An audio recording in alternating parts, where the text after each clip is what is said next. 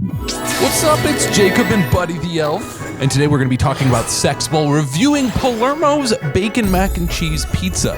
What's up, man? How you doing? Well, tonight's New Year's Eve. Well, New Year's Day now. Yes.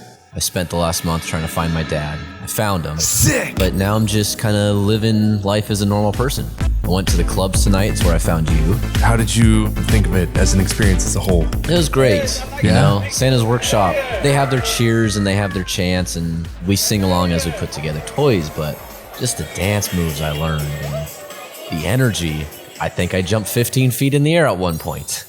Oh my God. I could have never have done that at the North Pole.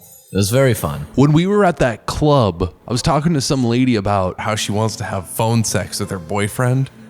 And I was like, you know, there's not much you can do when you're having phone sex or doing anything like that. Because guys just kind of go, oh, or yeah, you're so hot.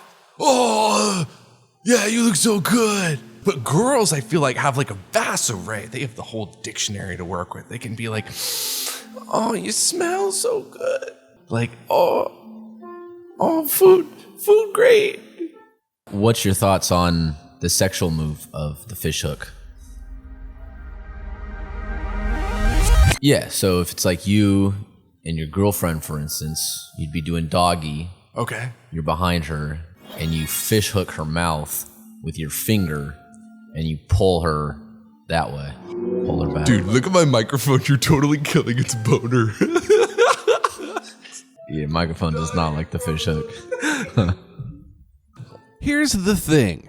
Like, you can't just have spaghetti with somebody and then all of a sudden fish hook them and call it a day. No, that's what you do. Because the fish don't know that they're going to get hooked, and they get hooked. But how do they know they're going to get hooked? Don't. It's the point of the fish hook. Whoa.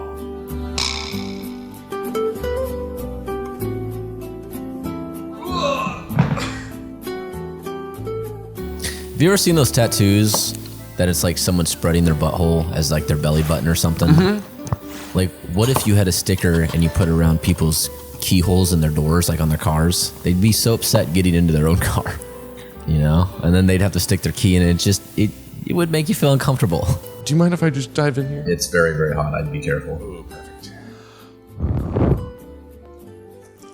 Oh, perfect. Oh!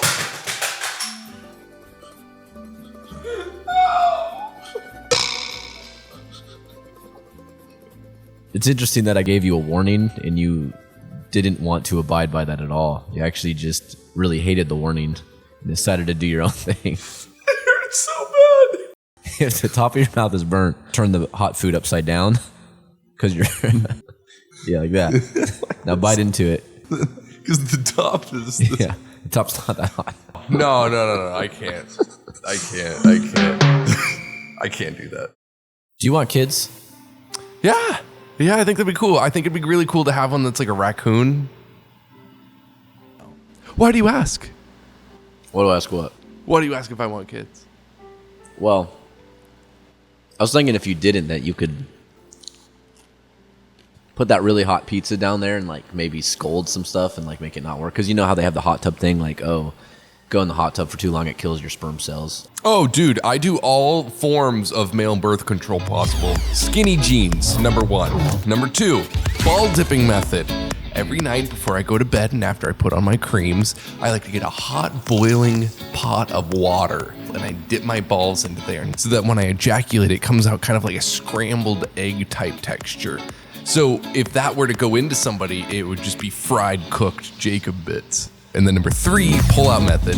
Number 4, not having sex. I think you're missing number 5. You brought it up earlier before we went up to the clubs. Yeah. It was sniffing your underwear to see how long, if they're still good. That's probably the 5th birth control method. I don't think many people are going to like that. Do you ever take perfume and spray it in your underwear? No. Why would I do that? I think girls. So when I smell my underwear like you to see if it works, it hides the stench and I just smell the perfume.